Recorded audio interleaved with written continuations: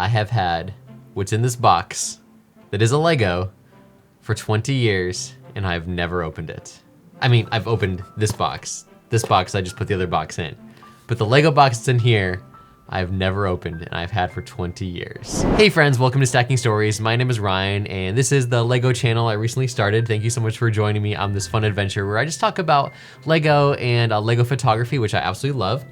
So today I want to talk about what's in this box here, and more importantly, why I have not opened this box for 20 years. And we'll get to what's in the box in just a second. But first, it'll be good to know some backstory and context. So I got my first Lego set in 1993. The Lego set was 6552, the Rocky River Retreat. And this was not actually the set that inspired my love of Lego. That actually came a few years later when the Wild West sets rolled around. But this was the first Lego set that I had. And throughout the years, I absolutely loved every set that I got. And I really was into Lego until late 2003, early 2004. I bought my last Lego set in 2004 before I entered what is known in the adult fan of Lego community as the Dark Ages. The period of time like when your childhood kind of ends and you don't really have the time or money to invest in Lego. And that time period varies from person to person, but at some point for many of us, it ends and we realize that our love of Lego should never have stopped, and or we finally have the funds to reinvest in a kind of expensive hobby. And for me, my Lego Dark Ages ended last year in the middle of the 2020 pandemic. I did buy one Lego set in 2012. It was the Lego Lord of the Rings Mines of Moria. I didn't really have a lot of funds at the time. I'd recently gotten married and I kind of felt bad about buying this set, like I shouldn't be spending the money on it. But I did, and my wife and I had fun putting it together, and that was the only set that kind of broke those Dark Ages at all. But I don't really count that as like ending the Dark Ages. That was kind of like a splurge. But anyway, in the middle of the pandemic, I went Lego Harry Potter crazy. You can probably see my background. There's a ton of Lego Harry Potter sets. I think I bought almost all of them that came out between 2018 and 2020 over the course of a few months. It wasn't supposed to go that way. I was just supposed to get the Great Hall, and then this rabbit hole opened, and Lego Harry Potter is a very dangerous thing, as I've learned. But anyway, this set, I got this set in 2002. No, I got it in 2001, I take that back. 2001, I was 13 at the time, and I never opened it. And we'll get back to the set again in a minute. An interesting thing about me, when I'm thinking about why did I never open this set, is when I look back at when I got a set, I would usually save my little spending money when I was a little kid for as long as I could, and I would usually save it for months and months and months to try to buy the quote biggest set I could, which wasn't that big. But instead of like ripping it open and like putting it all together in one fell swoop, I would do it in like chunks. Like if there was 2 or 3 vehicles, I would do a vehicle one day, maybe a vehicle the next day.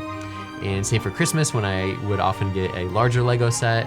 I wouldn't, start at Christmas Day. I would start it like right before bed Christmas night, and then I would work on it between the week of Christmas and New Year's. And as I'm an adult now, I kind of ripped through the first few Lego Harry Potter sets, but now as I've started to delve into things like modulars and things like that, I've noticed something slightly disturbing. It takes me a long time to finish the Lego sets I'm building. Example number 1, Diagon Alley. I've had this set since October. It is more than 3/4 done, and I have not finished it yet. I'm still on the Weasley shop. Example number 2, I bought the Lego Blacksmith the day that it came out. I was so excited about it, but I haven't put the roof on yet. Example number 3, I recently found a really good deal on Bricklink for a mostly used but partially new, as in some bags hadn't been opened yet, Lego Modular Detective's Office. And the first floor is done. And it's been done for about a month. Example number 4, I've been sitting on the Hogwarts castle since December. My wife graciously allowed me to make that my Christmas present this year. It was a very expensive Christmas present that I deeply appreciate her for. I appreciate her anyway, but she let me get that, and it is still in the box. As is the Burrow, as is Assembly Square, and I may have just purchased the Treehouse on the Lego Double VIP Points Rewards week. I have a problem, guys, and that problem, if I had to narrow it down, I would call it I enjoy delayed gratification.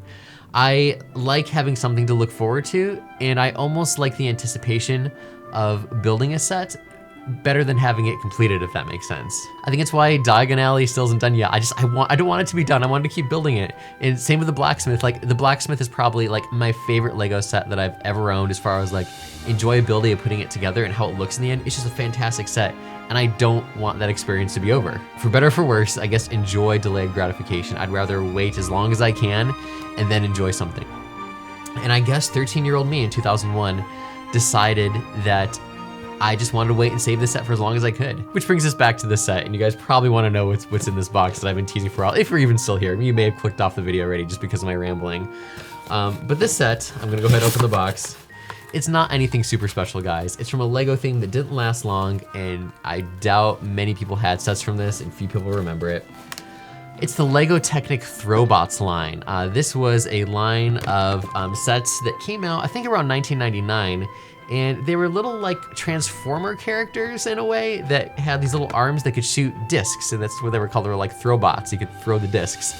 And all of them together, there was like maybe 8, 10, 12 of them could be, combined to something larger like this. And this isn't all of them. This is like I think one of the smaller like characters you could build from it if you combine them together. But you have these like little discs that you could, let's see if you can see that there. And they had like the logo or the colors of the character, and you just put them inside the arms, and you did like that type of thing, and they flung across the room and caused a mess, and it was fun. So I had a few of them. I think these just like the original ones, the original colors, and yeah, if you got all the sets, I think they were like $6 each. They had directions where you could combine them all to one kind of like mega transformer, and they came out with some a few years later. And yeah, I got this one I think for Christmas and never opened it. 20 years later, this is exactly 20 years.